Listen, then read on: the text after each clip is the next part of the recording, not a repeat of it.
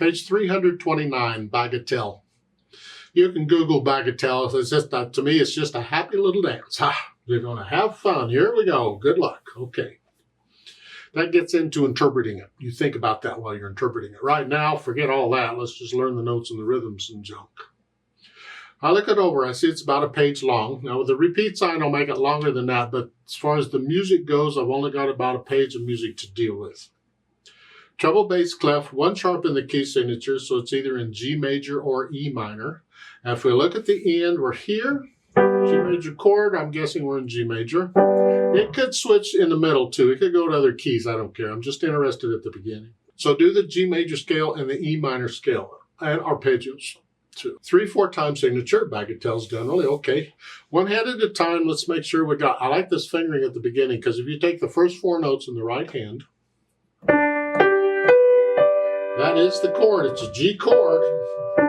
And in what position?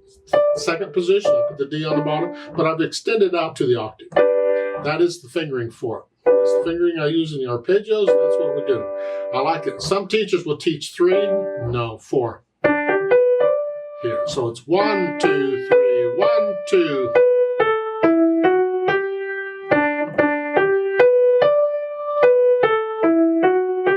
Measure 9. Thumb. 4th finger for measure, 13? Go on. We just crawl around a little bit. That's all. We're just moving around a little bit, but we're able to connect everything with the fingers, and that's what I want.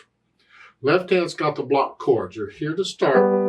1, 2, 3. This is fun. Let's see. Okay.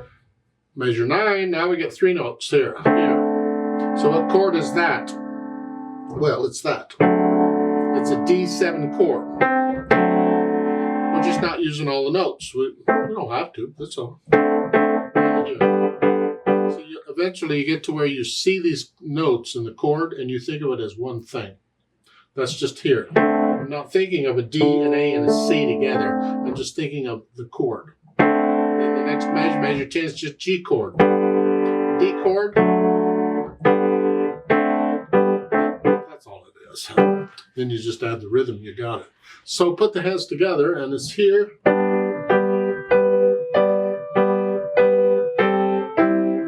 idea. Let's go down to measure 9. We're here.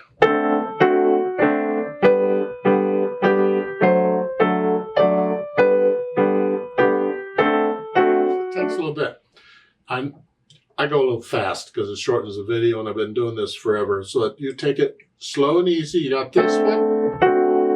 And here you got to come down here in the left hand. Come up with the right hand. Now come down in the left hand.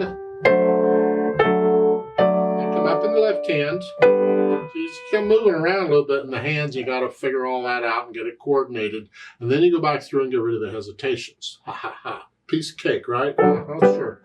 And once you got the hesitations under control, then we think about the articulation. And here they're giving you the phrasing in the right hand. Look.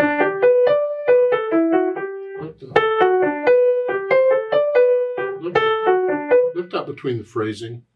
The left hand, just play it. You can't connect it or nothing. They're not staccato or nothing. Just play them. No, just play them. Dynamics applies to the melody, which is the right hand. You have the swells going louder and softer. How loud? About a moderately soft to moderately loud in there. Don't get loud until the 3rd line. So it's soft. Right in there. So you have the hairpins. Look in the middle of the hairpins and see where your target is. Those are the note or notes that are there. That's where you're after. Then you come back down. So you go up to those notes and then back down. So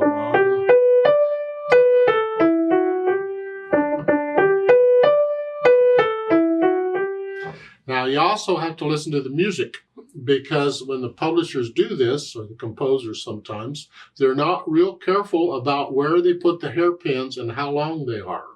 They're not always exactly where they go. Let the music tell you what makes musical sense to you as to where the louder part is.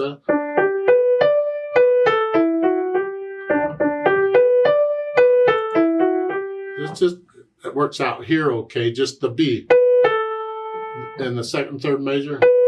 That's your loudest part. To here, because of the natural accent. Yeah. Third line, now you're loud. Yeah. Until the end, you come down. Left hand's out of the way. Just keep it in the background. Then the speed. Well, it goes fast, about where I was going. Yeah, but 1, 2, 3. So bum bum to 1, 2, 3, 1, 2, 3. Have a ball, whatever. You have repeat signs here. It's in sections. Section A is the first 2 lines. That's got one melody. And then section B is the last 2 lines. It's a different melody. It's sections. So when you're learning it, learn it a section at a time. Get the first section down good. And then once you have it, put it aside. Don't play it again now. Play the second section. And once you can play the second section okay, then go back and put it together. Don't keep playing the first section all the time while you're trying to learn the second section. That's a waste of time. Focus on what you need to learn and then go put it together. Anyway, you have a repeat sign. You're going to play the first 2 lines twice. And then the second 2 lines are surrounded by repeat signs, so you're going to play them twice. So the piece is actually twice as long as it looks. Yeah, that's all right.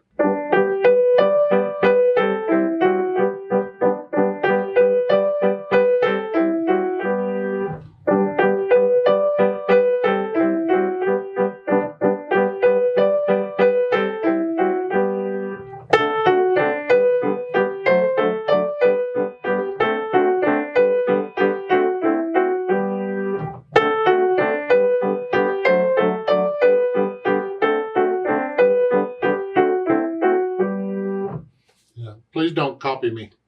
I play it again. I play it different. Feel the natural accent. 1, 2, 3. 1, 2, 3. 1, 2, 3. 1, 2, 3. Feel the natural accents all the way through. People will be dancing to them. They will feel it when they dance them. They don't realize it, but they are. And that's really what it's all about.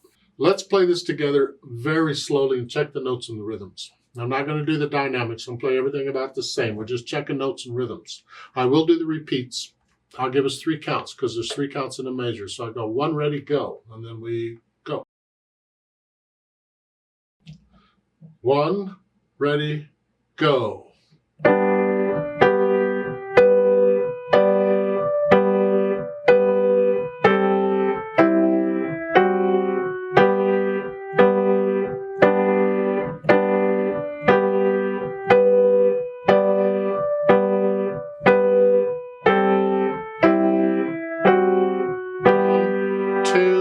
Repeat.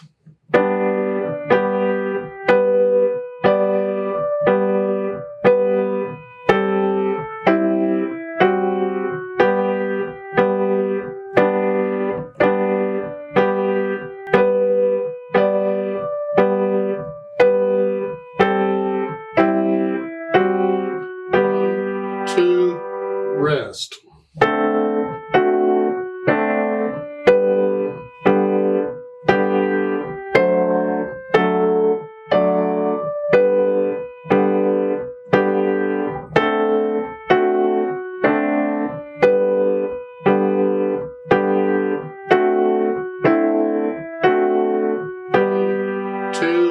Repeat.